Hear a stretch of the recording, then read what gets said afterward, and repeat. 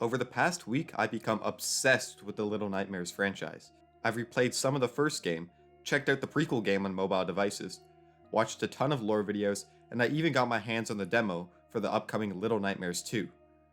Not that I'm the first to say this, but Little Nightmares is very eye-catching in its visual style and storytelling, reminding me of games like Limbo or Inside. Of course, what sets this game apart is its deliberate emphasis on traditional horror. This game had my heart pounding at times even when its scariest assets weren't on screen. Because of that, I felt extremely connected to the experience, and it's something that will surely stick with me for a long time. Of course, you didn't click on this video to hear about the previous titles. It's been a couple days since I played the exciting demo for Little Nightmares 2, and it really got me thinking, what made it so scary? What made it so enthralling? And how does Little Nightmares 2 create fear in this tiny teaser of a level?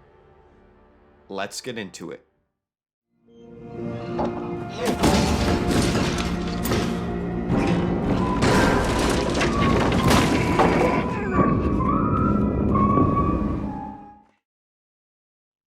For those of you who are unaware, Little Nightmares and the sequel are puzzle platformers that have a focus on your tiny character moving through these large environments.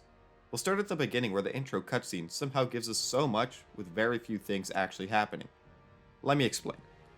Little Nightmares likes to use our fear of the unknown throughout the whole experience. Here the music is awkward and crescendos as it approaches the door with the eye at the end of the hallway. We don't know what is going to happen when the music finally reaches its peak, so our brain starts to fill in those details for us. Is the door going to swing open? What's behind it? That anticipation might be scarier than anything else. Here's the full sequence with the original audio.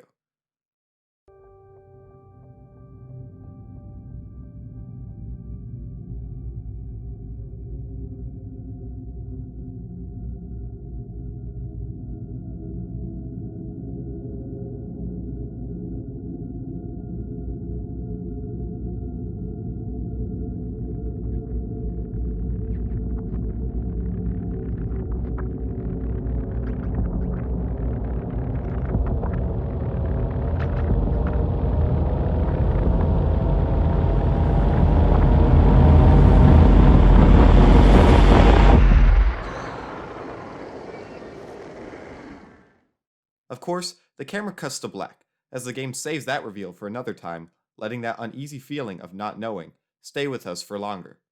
For now, we get to see our protagonist and finally start the game. As the name suggests, we are very little in Little Nightmares 2. In the story and lore, this can be explained, but from a design perspective, it's a good choice that is at the center of how the game creates fear in its levels. The series is frequently described as both cute and terrifying at the same time, which at first might seem impossible, but it actually makes sense given the way the game works around control. Our character is small and familiar looking. We can always see them and how they work, and in a very literal sense, we have control over them. This is in contrast to the game's many monster characters who make us the small ones. These guys are erratic and unpredictable, and when they're around, that feeling of control and safety is lost. This of course ties into our fear of the unknown. So the constant whiplash of safety and terror gives you a stronger connection to the characters you play as, and the moments they are actually sheltered for a brief rest are cute. Just like us, the characters we play as fear these creatures. Let's talk about the visuals. They work well for this kind of game, but specifically I want to talk about how the game frames its environments. This early part of the level is surrounded by a forest covered in fog, and we can't see past more than a few trees into the background. The game smartly places these open patches without trees right in the middle of puzzles, so we feel exposed. That's actually a great thing about Little Nightmares in general. While the gameplay at times can be clunky, the puzzle solving works well with the horror genre. Instinctively, we'd want to run through these dangerous areas, but by having puzzles stopping us, we have to spend more time in each area, writing our own horror stories about them in our minds the longer we stay. I can't help but wonder as I'm pushing this box over, if something is going to jump out at me from the forest. These are the moments in Little Nightmares that get my heart pounding.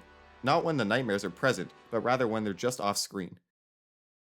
The game does something similar with other things in the level. When you pass a tied up bag of bodies, it's framed in the middle of the screen, and when you finally make it to the inside of the hunter's house, he's positioned in the middle of a room, with the only light source outlining him as a mysterious shadow.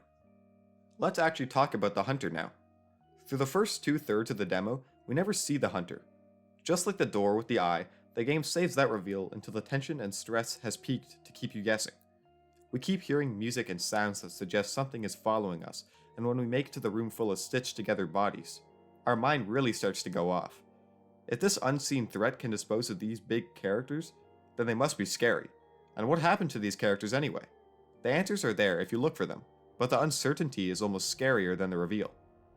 Speaking of which, when we finally face the hunter and he starts shooting after us, in some ways the game loses its scare factor. Though we are literally being shot at with a shotgun, it's very obvious what the hunter can do. He only shoots and chases us, and we can see his full body on screen now. That mystery is gone, and to some degree, we gain a little bit of our control back, knowing what we're up against. Sadly, the demo ends quickly after that though, so we'll see what else he can do. So to answer the question, how does Little Nightmares 2 create fear? From this demo, we can see that it uses music and audio design as well as framing techniques to exaggerate or highlight moments, characters, and scenes. It also uses our small size to pull quick contrast between safety and control versus the unknown. Above all else though, it relies on our own minds to do the heavy lifting. Our imagination is half the picture, as any good horror designer should know. I'm very excited to see what else the world of Little Nightmares has in store, but all we can do now is wait for this sequel to release next month. What do you think though? Did you enjoy any of the Little Nightmares games? Did you find them scary? Seriously, let's talk about it in the comments. I'll be doing another video on the game once it fully releases. And if you like this kind of analysis or game design content, please consider subscribing. I do videos on game design and platformers every week, as well as discussions, top 10s, and other fun stuff. All about platformers. I hope you enjoyed the video, and maybe even check out some of my others. Otherwise, I'll see you next week. Take care.